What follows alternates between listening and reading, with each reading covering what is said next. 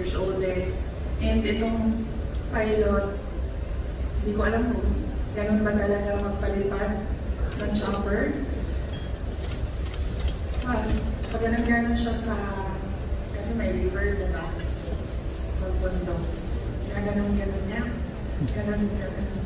Ganyan siya. Hanggang pagbaba, nasusuka na ako. Pagdating namin sa pagbalik namin, nasuka na talaga ako. And it took me a long time to ride again.